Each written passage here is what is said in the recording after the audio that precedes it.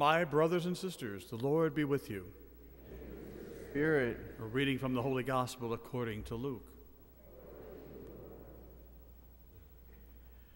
Great crowds were traveling with Jesus, and he turned and addressed them.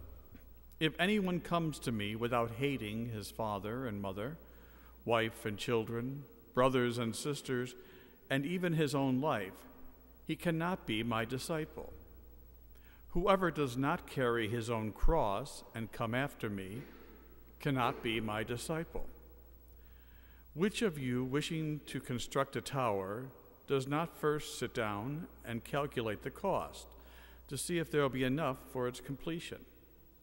Otherwise, after laying the foundation and finding himself unable to finish the work, the onlookers should laugh at him and say, "This one began to build but did not have the resources to finish." Or what king marching into battle would not first sit down and decide whether with 10,000 troops he can successfully oppose another king advancing upon him with 20,000 troops? But if not, while he is still far away, he will send a delegation to ask for peace terms. In the same way, anyone who does not renounce all his possessions cannot be my disciples. The Gospel of the Lord.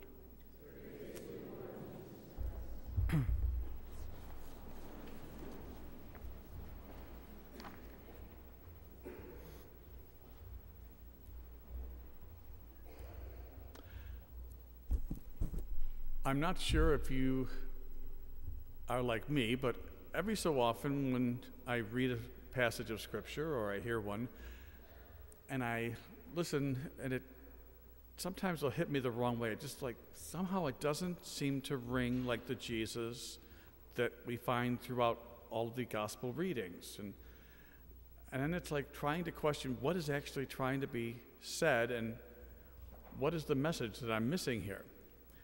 Today's gospel is one of those that I sort of had a little struggle with. I guess because when we hear in the beginning, the very first part of the gospel, Jesus tells us that if anyone comes to me without hating his father and mother, his wife and children, brothers and sisters, and even his own life, he cannot be my disciple. Hate's not a word I remember Jesus using. If we remember, Jesus throughout the Gospels is always telling us to honor and love our parents. He's telling us that the greatest commandment is love thy neighbor as we would love ourselves. How could this Jesus in today's gospel be telling us that we need to hate people that we love just to be his disciples? To me, it sounds like I have to do a little digging because something's not sitting right. In Matthew's gospel, Jesus again talks about the same subject, but he uses some different words. And he mentions it in this sort of phrase as, "Whoever loves his father, mother, brother, and sister more than me is not worthy of me." Better than using the word hate, but still pretty challenging coming from Jesus who preaches love. What is really going on here? Well, digging a little more, I found that if we go back to where the original Gospels were found and came about, they were originally in Greek. Looking at the Greek word for hate, the word is miseo, M-I-S-E-O. And we find that in parts of English words like misanthrope and misogyny. But the thing is, like some English words, it also has secondary meanings. And that's where I think this may help us a little bit in this case. The secondary meaning for this is a verb meaning to prefer or favor something or someone less. So Jesus, I believe, is trying to say to us that we must place God above everyone else if we are to be his disciples, when he is telling us to hate all those people that we love. So it makes it a little bit easier now to understand, but it's still a challenge to us to be able to try and live that type of promise. You know, he even tells us in that first line, a couple lines of the gospel, that we need to even place him above our own physical life. You know, we're very lucky that for most of us, none of us are ever called to consider martyrdom. But we know in the past, through the history of the church, there have been people who have been placed in that position. And many have taken eternal life over physical life without Jesus. So there must be something in truth to what Jesus is asking in discipleship. The thing is that when I was doing some research, I also found a book called The Cost of Discipleship. It's written by a Lutheran German pastor who was also a theologian, who was an anti-Nazi, who was a martyr by the Nazis for his faith. And he wrote some things about grace, the cost of grace and discipleship, that there was a small passage I really wanted to share with you because it kind of sums up a little bit about the meaning and the strength of what discipleship really is all about. He wrote that costly grace is a treasure hidden in the field. For the sake of it, a man will go and sell all that he has. It is a pearl of great price to buy, which the merchant will sell all of his goods. It is the kingly rule of Christ, for whose sake a man will pluck out the eye which causes him to stumble. It is the call of Jesus Christ, at which the disciple leaves his nets and follows him. Costly grace is the gospel, which must be sought again and again. It's the gift which must be asked for, the door at which a man must knock. Such grace is costly because it calls us to follow, and it's grace because it calls us to follow Jesus Christ. It is costly because it costs a man his life, and it is grace because it gives a man the only true life. It is costly because it condemns sin, and grace because it justifies the sinner. Above all, it's costly because it cost God the life of his Son. He were bought at a price, and what has cost God much cannot be cheap for us. Above all, it is grace because God did not reckon his Son too dear a price to pay for our life, but delivered him up for us. Costly grace is the incarnation of God. It's not easy always to place Jesus above our human lives and our earthly possessions, and often when we're confronted with it, we find ways to justify them within the framework of our faith and still maintain our discipleship. Usually we do this by sort of tweaking Jesus' words or kind of maybe doing a little changing of some of the meanings, and so that it meets our needs and helps us have peace of mind that we're still truly disciples. In fact, many Catholics, I think, believe that as long as we maintain the minimum, we're like covered like in an insurance policy, that we still have that foothold in heaven with doing the least amount to get there.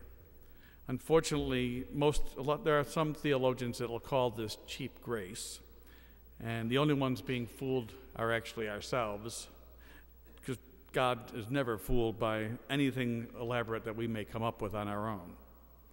But Jesus quite plainly says that if we're not willing to carry our own cross, then we cannot be his disciples. And he ends this gospel just in the same stern way that he put it out there to us right in the beginning. He says, anyone who does not renounce all of his possessions cannot be my disciple. Now, you know, it sounds like Jesus is telling us that we need to sell everything, give everything away, and live in poverty just to be able to be his follower. But, you know, it's not quite what he's saying. What he's trying to tell us is that we can't put those possessions here on earth above Jesus, above God, that there is nothing that we can place above God. These are just trivial things when it comes to the real meaning of life. And so we need to know that God must be placed above all of those things more than anything else. And if we're not willing to do that, then how could we truly understand what Jesus is teaching us? Because that is the whole truth and teaching of Jesus Christ, is about the love and adoration for God. You know, we often hear accounts about people who refuse to leave their house when they evacuate for a natural disaster. Or sometimes we'll hear about people whose houses are burning and they run back in to grab some sort of personal possession. You know, we sit back and you read those accounts and you think, why would anyone risk their lives for something so trivial? Something that you can't replace, your life. But yet people are willing to be caught up in their possessions, in their material things, that they forget what's really important, that life itself is that. Maybe it would be interesting for all of us if we just took the time to maybe thought about Jesus asking us to give up something of ours to follow him. Think about giving up your car or your house or some valuable possessions that mean so much to you. Or maybe what happens if Jesus said to leave your family and your friends, picture their faces as he says, come and follow me. How would you feel? How would you be able to deal with that? Those are tough and challenging questions. They're not easy. It's a work in progress for all of us. It's a lifelong progress, and it requires time of prayer, support of the church, the willingness to place God above all which is human. And still, it's not easy. Discipleship, which is what this entire gospel is about commitment. And the word, for some reason, over the last 40 years, seems to have struck fear in the hearts and minds of men and women, because it seems that we have fear with commitment in everything these days. There's fear of commitment to get married or to maintain a marriage. We see it when we try to find commitment in serving our country or, in the least, performing our civil duties. We find that there is less commitment to family, to church, to authority. Even employers show little commitment to employees and employees to employers. It just seems that we're never satisfied. Whatever we have, we're always looking for something better, something more. What we have, we get rid of to get to something else, and never being able to fully find ourselves satisfied in the moment. You know, it would be so much easier, I guess, if we didn't have so many choices, but we live in a world that has choices. I mean, wouldn't it be easier if Baskin-Robbins only had 3 types of ice cream to choose from? What about Paula only having 6 donuts to choose from? You know, it would be so much more black and white on tests if we could just choose between true and false instead of multiple choice questions and all the different types of answers. But life isn't black and white. It's more than just that. It isn't that simple. If it was just simple between picking good and evil, it wouldn't be a problem.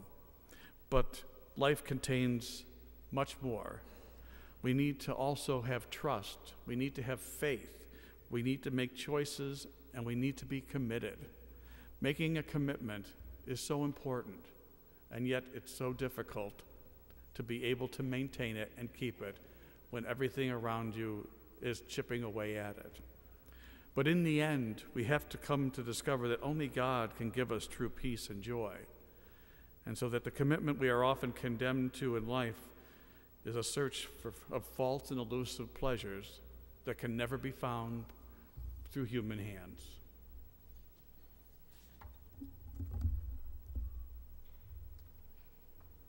Thanks, Deacon Kevin, and our Holy Father